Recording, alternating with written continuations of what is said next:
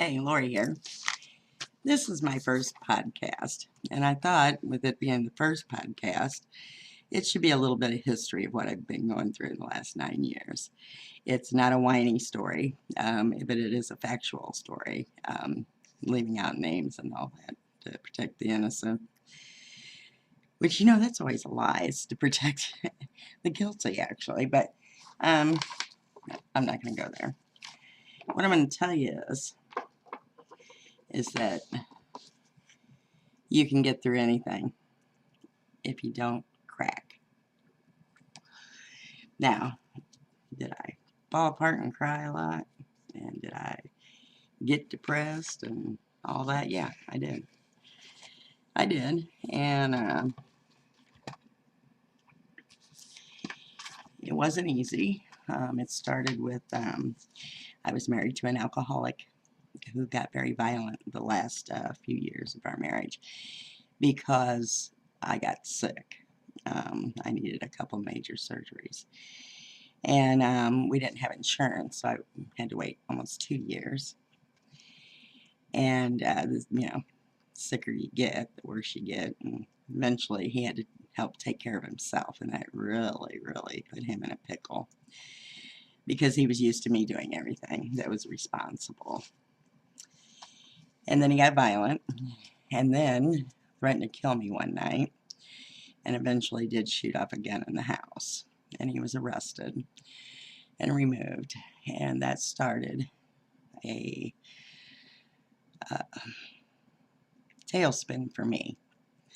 I didn't have enough money to survive on. I was only working part-time, and because of my illness, I had gotten rid of my business, and so I'm scrambling to work to get work so I can pay the bills. I had my granddaughter living here, and I had a big dog, and I had responsibilities. And so I did land another job real quick, and but I had to pay up taxes and stuff to get a background check and everything done. And at the same time, my face I did not recognize when I saw it in the mirror. I had changed a lot, and I didn't recognize that woman anymore. And I was fearful in the back of my mind at all times. Will my beauty ever come back? Will my life, will my brain, my brilliant mind ever come back? Because when you're under severe abuse, and it was mostly verbal abuse, I mean, he threatened things, but I was stronger than him when it came to push come to shove because he was drunk and I wasn't. But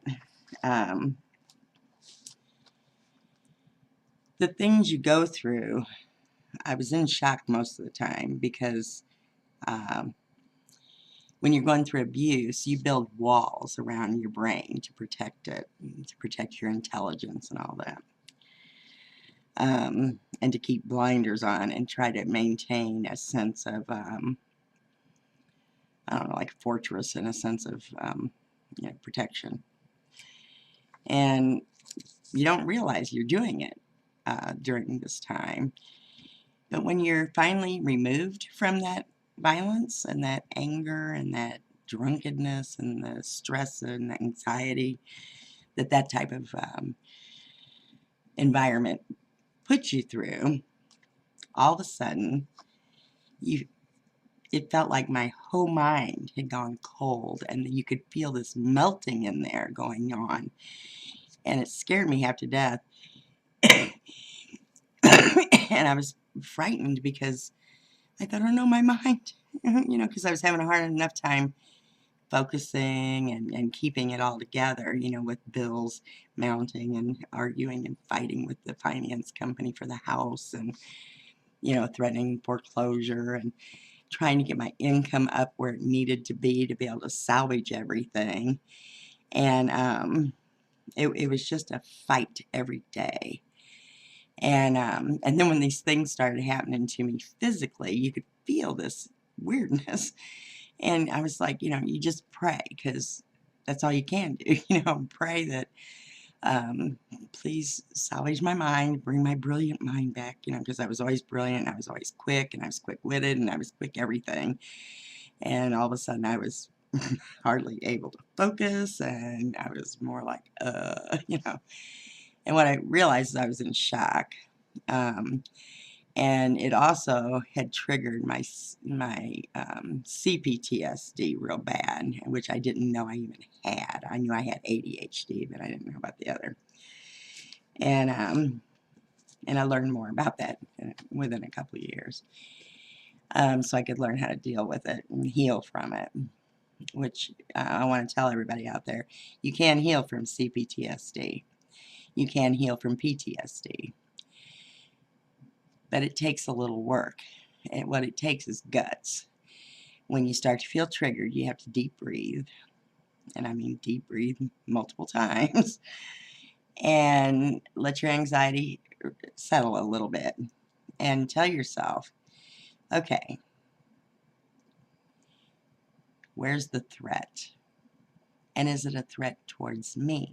Am I in danger right now? And because your empath skills when you're under PTSD, and especially CPTSD, because that's a childhood thing, and it's from yelling and screaming, throwing things, hateful things, and my parents used to fight like cats and dogs. My dad drank a lot, and he'd come home and pick a fight with my mom, and it was usually over money. That's why I always hated money. I thought, fuck money. I mean, it's a necessity, and I knew I had to make enough to take care of my children and but I was never, to me, it wasn't worth the fight to have that kind of ambition, because it just seemed to take away from my parents' lives and each other, and it was, anyway, that's something I got to deal with yet too, because I don't want to block my money anymore.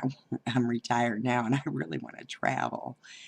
And the thing is that it is workable, and it is healable. And one of the things I have surprised people with is my healing ability. And I realized that I had learned to do hypno meditation once and was certified in it. Well, in that class, I also learned to do regression work.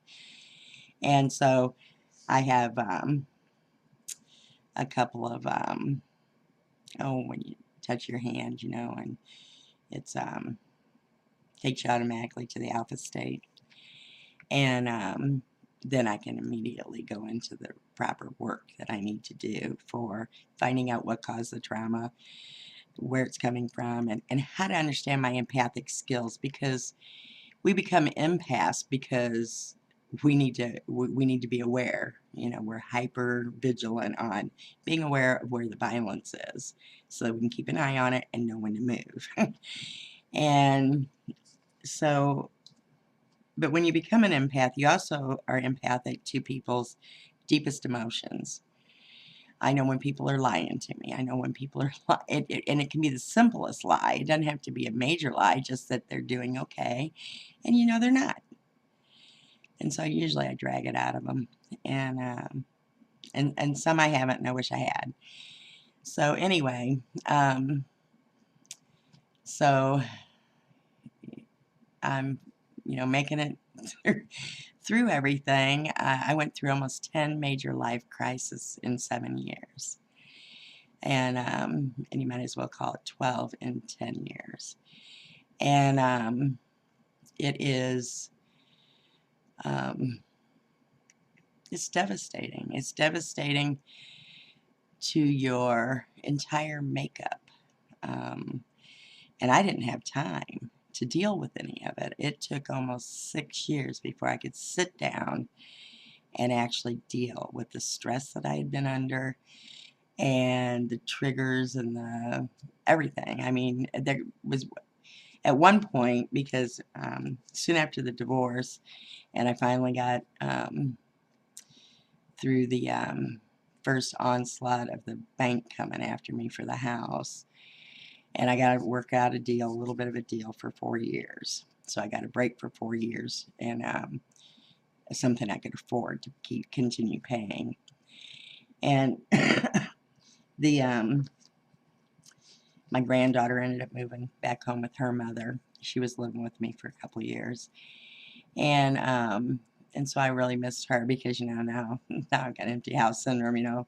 Both kids are grown up and gone, and now the granddaughter's gone, and uh, then my dog had to be put down, and that one, I guess, threw me over the edge. I finally had to go get on medicine because I really screwed up at work. I had a $60 shortage, and I just looked at my boss. I said, "It's there somewhere." I said, "You got accountants, they'll figure it out." And he looked at me like I was nuts. He goes, "What's wrong with you?" And I looked at him. I said, I had to put my dog down. He said, "Go home. Go home. It's all right. We get it." I said, "Okay." I said, "I know the money's there. I counted it 4 times. I couldn't count it anymore." I said, so I just left with what I had. And sure enough, the money was there. It was even $10 over, and more than I thought. So the whole thing is that those you're looking at a divorce and empty nest, and then your dog, and almost lost the house, and now they're wanting to foreclose again. And the 4 years was up, and then I was like, "Oh Lord, how much can a person take?" My basement flooded. It flooded so bad I didn't even know it flooded because I hardly go down there. I don't want to tell everybody this, but I only do laundry once every few weeks because I don't need to. I've got plenty of clothes. Scorpio women do that. They make sure they got enough so that if they don't feel like doing it, they don't do it. And I hate admitting that, but it's true. And so anyway, I had no clue I had a flood down there, and I ended up losing 13 pieces of furniture and all my blankets for winter, all my coats for winter, and my clothes for winter, and just, and much less the damage to the basement. I had to get a new hot water heater. Luckily, I could afford that and hire the guy to put it in. That's all the money I had. And then I had to pay for someone else that I had to get a 40-yard dumpster. You don't know the cost on that. It's expensive. I had to get that, and then I had to have the basement gutted, and gutted 4 feet up all the way around and all the drywall in 3 rooms. And I thought, oh my God. And so, I dealt with that. I didn't fix anything up because I couldn't afford to. So then I've lost all that. And then 2 more years go by, and I'm working a lot. I'm working up, and for a while I was working 7 days a week from 6 a.m. to 2 a.m. And it was really difficult. And then I had to go through foreclosure. And went to the courts, but I asked for mediation. I said, I need to talk to somebody. I don't have a lawyer, and I need time to talk to someone, and I want mediation to see if they can work with me because I want to keep my home. And they said, okay. So they set you up with a judge that you meet somewhere else, and you meet with the lawyers of the finance company or bank, and yourself, and your lawyer. And me, I had a specialist from HUD Housing helping me. And the judge, fortunately, was pregnant. She was going to be out for a while. So we were going to, she said we needed to figure out something that the bank can do for me and to try to keep the house, and something that they felt that they could live with. And then when we finally went back, I showed the gal at HUD Housing. I said, well, they offered me this, but I didn't know if it was okay to accept it. She looked at me and she goes, oh, that's a really good deal. And I went, okay. And I looked at him. I said, I'll take it. And they said, can we see it? And I said, yeah. And she said, yeah, that matches the one we have. And so I got 1%, got my loan totally redone, and they took it down to 1% and let me keep it. And see, if you learn to fight for these things if you're determined and you really want something, you can fight for it. And you got to be nice about it, but ask questions and just be vulnerable and be yourself and just say, look, I really, how does this work? Because I want to keep my home. At one point, I had to ask for my vice president at the bank the first time they wanted to foreclose, because I told him, I said, look, this is my home. I raised my kids here. And I'm just in a bad place right now. And I don't want to give you the whole story, but I always meet my goals. I said, I'm just having a little harder time getting to that dollar amount I need to get to survive properly. And I said, but I want to keep it. So that's the first deal. They worked out with me for 4 years. And they have ways that they can work with you. They don't want to tell you that. And they won't tell you that. You got to really ask for it. You got to demand it. Gently, kindly, but firmly. You got to mean it, though. You have to mean it from your heart. And then if they do foreclose, which you have to miss 5 consecutive payments before they'll foreclose. And I had missed my 5, so then here they come again, you know. But I had switched jobs and I was making less money. And but it was a better company, and I knew eventually I'd make enough money again. But anyway, long story short, mediation worked out, and I got to keep my home. And then the roof had started to leak, the ceiling in the living room, because where he shot we couldn't find where he had shot off a gun in the house and threatened to kill me. And me and the police could not find the bullet hole. So I figured, well, maybe he went out the front door and shot it, you know, I don't know. But I heard it in here, and I came out and took the gun away from him. And I didn't know he'd gotten a .22 rifle. That's what I didn't know. I thought it was a pellet gun. And anyway, where else do I go from there? So now the roof's leaking because the bullet, I guess, had, you know, with the heat and the cold and the heat and the cold. And then we had a real bad hailstorm, so the hail knocked it loose. So luckily, because of the hailstorm, I was actually getting the new roof, and I'm glad, because the roof started leaking. And and this is just the first 3 to 4 years after the divorce. And then I was working, and then I switched positions, and I was making more money and doing better. And but I was still on a late night shift, and it was really rugged. And to this day, I'm having trouble getting back on the day shift. It's 12:30 in the morning now. And but then I was going through some tests at the hospital, and they had found some beginning emphysema on the top part of my lungs, but they had found 7 nodules in the lower part of my lungs, and they hadn't changed in 2 years, and so I thought it was pretty cool. And just recently, I believe I coughed all of them up. I got COVID so bad, and I was coughing up so bad from the bottom of my lungs up that I coughed out these round things that were in, they look like cells in cells, you know. Anyway, they were really weird. I wish I would have kept them, because I could have took them to my doctor, but I was so sick that I just said, screw it. But anyway, I was going through those tests, and my youngest daughter got scared, and she thought I might be dying. And I'd been having problems breathing in the humidity and stuff. And it's always worse when you're under stress. But none of your body works right when you're under stress. And so she asked me to quit work and retire and come live with her. And I thought about it for about 3 months, and I finally told her, I said, okay, I'll do it, because I think I need it. And I thought it was because she was feeling healthier, and that's what she really wanted to do. And she did, but she needed her mother, and I wasn't there yet. I'm just now getting there. It's been a long road. And but long story short, I got the house for sale as is.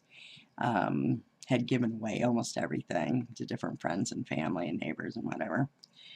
And then had hired someone to actually come and finish cleaning it out. And then my oldest daughter took over and came in and just wiped everything, took everything. Then had to bring some of it back evidently when I decided to come back. I was gone 3 weeks and I said, no, I got to come back. I'm sorry. And I had to cancel the sale. And then I was terrorized by someone who was unhappy with the, me canceling the sale. They had actually called and had my house condemned, that I had abandoned it. I said, I was only gone a couple weeks.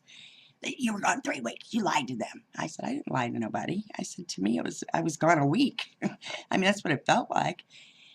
I said, 21 days, so what? What's the difference? I didn't abandon it. I was going to sell it, and you were going to buy it, and I had to cancel it because I couldn't live there. And she felt she'd do better with her friends. And I felt that too, so I had to come home. And so, I had things going wrong every day here.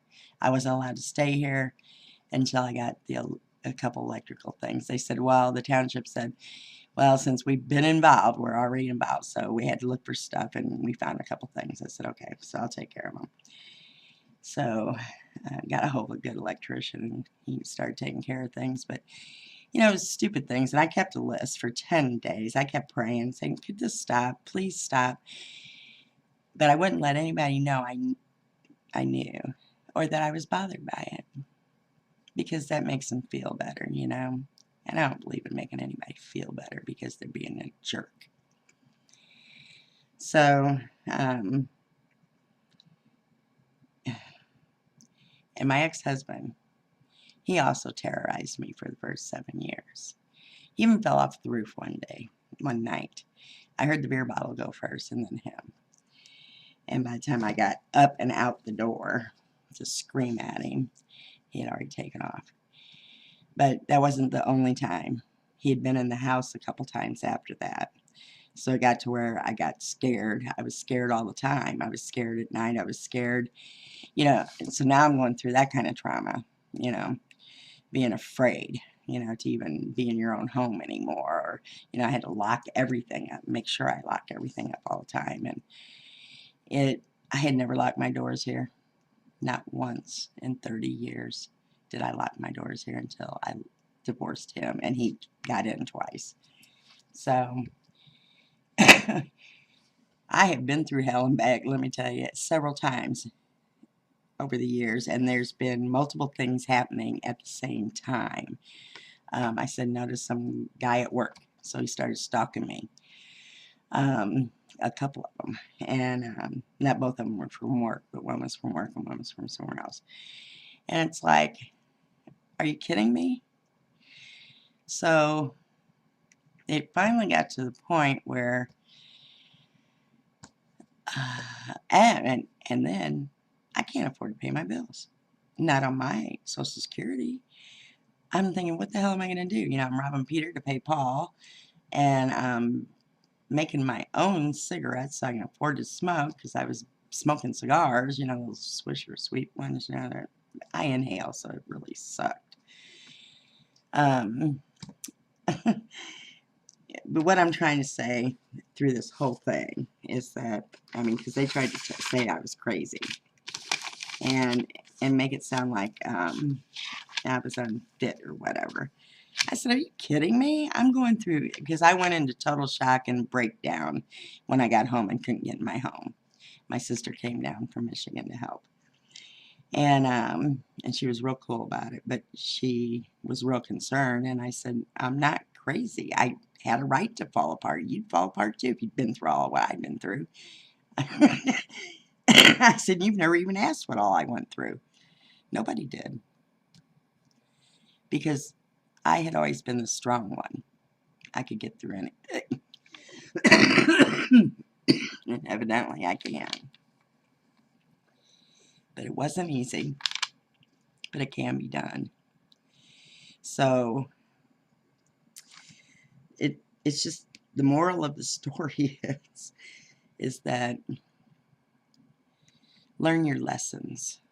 I hadn't dealt, because I went into the dark night of the soul, finally, because here I am, no, I got all this time off, I'm real stiff and anxiety and everything, even though I'm home alone and I'm not having to work or anything, but it was the CPTSD, the triggers of anxiety, and I was never allowed to relax when I was a kid, ever, and I was beat, and I mean, I can go through a lot of bullshit, and but my dad taught me to be tough, and which helped immensely throughout my life.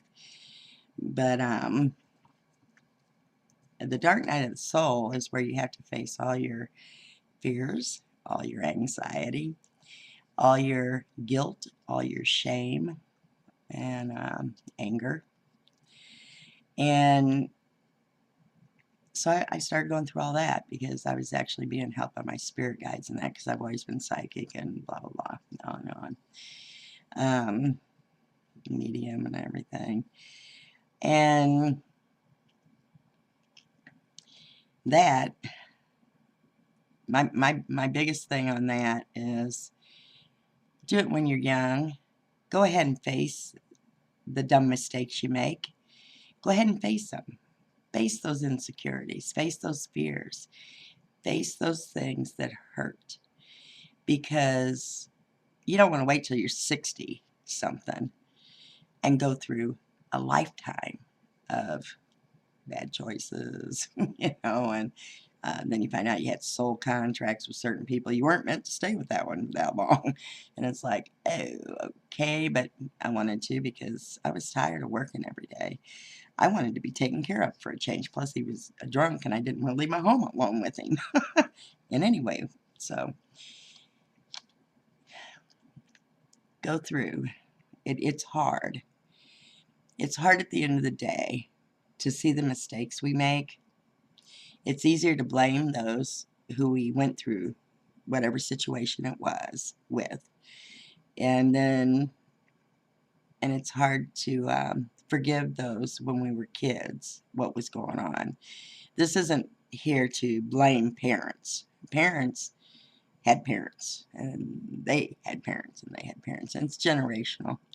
And drinking really fucks up a family. I'm just going to tell you that right off the bat. I don't care how much you drink.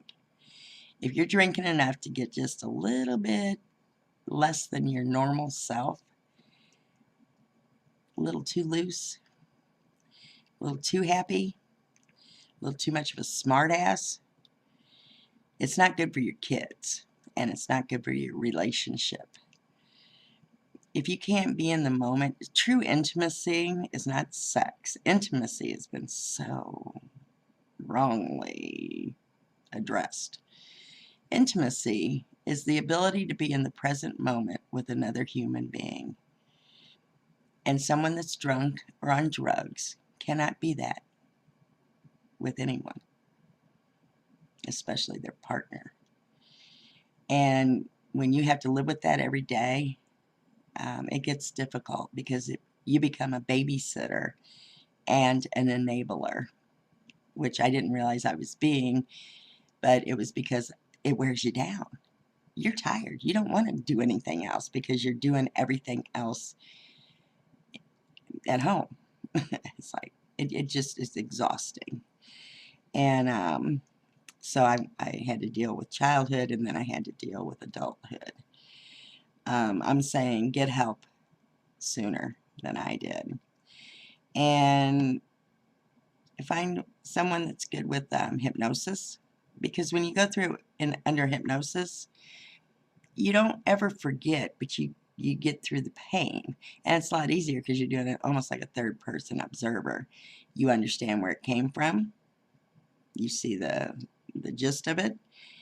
And now you can let it go. And it just goes. It doesn't harm you anymore. That's why it's so important. But never let anybody get rid of your memories. Your memories are important.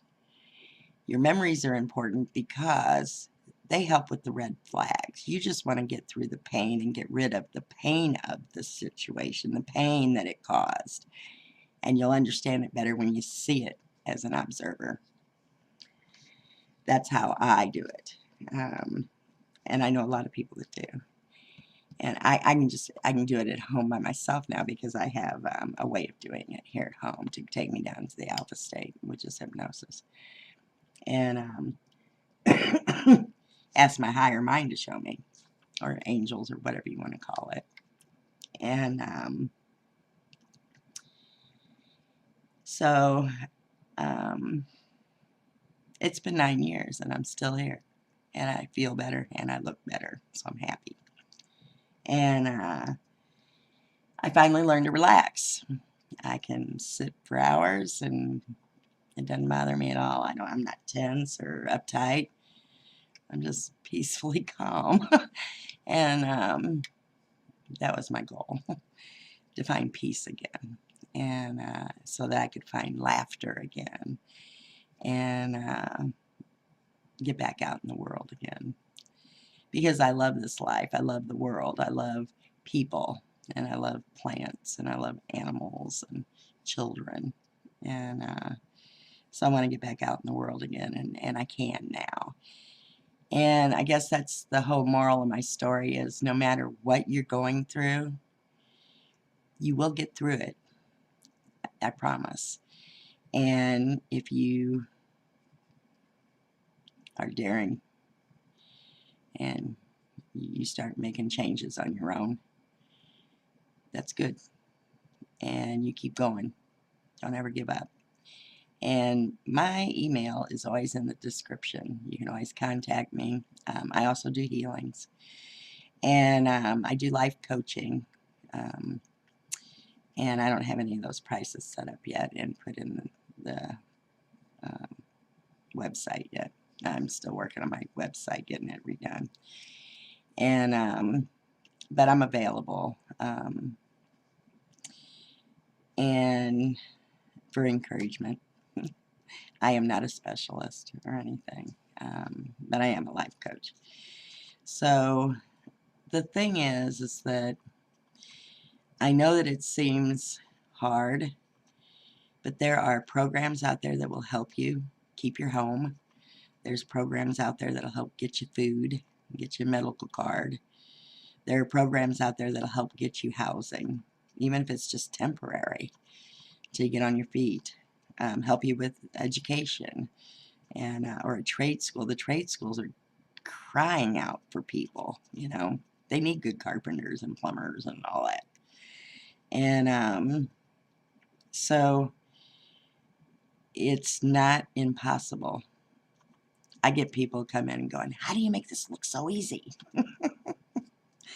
I said, "Well, the first thing I think it is that I think it's being a good person and doing the right thing, even when nobody's looking, especially when nobody's looking. I don't think doing good things is something you have to brag about. I don't think doing good things is something you have to worry about for a damn resume. I think good things are between you and God and whoever He has guided you to help. And that's what I do. So if I make it look easy, it's because I've always believed in something bigger than me, which is God. God is all that is. Source, whatever you want to call it. The universe. Do I see Him as a God sitting on a pedestal somewhere? No. I see it in everything. And I know that I'm an integral part of it, and so are you. And I think that's the most important thing here. Believe in something bigger than you, and that it is here, and it loves you, and it's seated in here, just inside of you. And it's always there to help. It knows your fears. It knows everything you're going through. It's just waiting for you to give the angels permission to help you. So ask them. Ask them for help. And then learn to listen. So if you deep breathe. Deep breathing is the most important thing you can do for yourself and for your soul and your connection with God, to line it up so that you can hear. And you can get through anything. And when I needed something, I would just put it out in the universe. And could you bring it at a price that I could afford?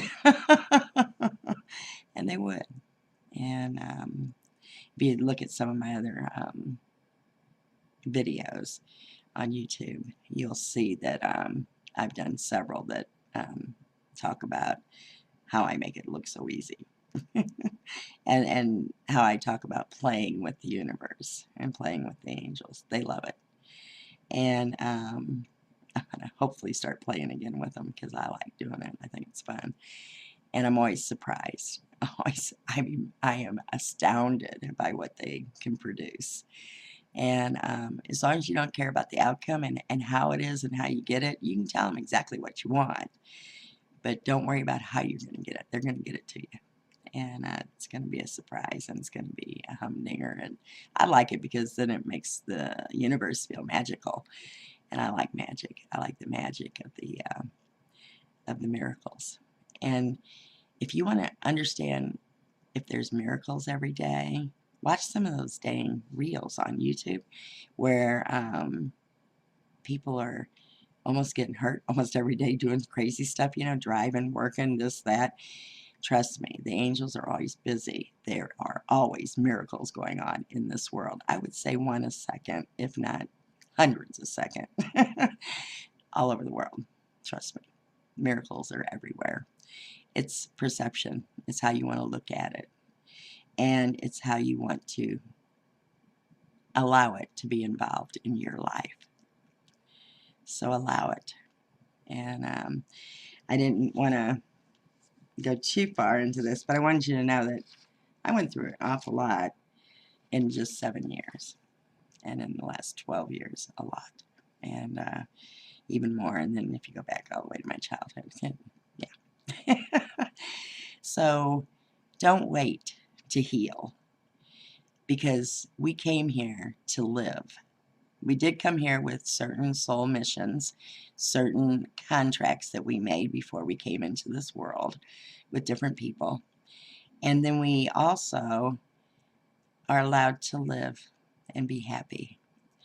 Learn the lesson. And the biggest lesson you're going to learn from all these rotten relationships and rotten this and that is that you don't love yourself enough to understand that you are allowed to have boundaries, and you're allowed to say no, and you're allowed to stand up for yourself. All done in niceness, but firmness.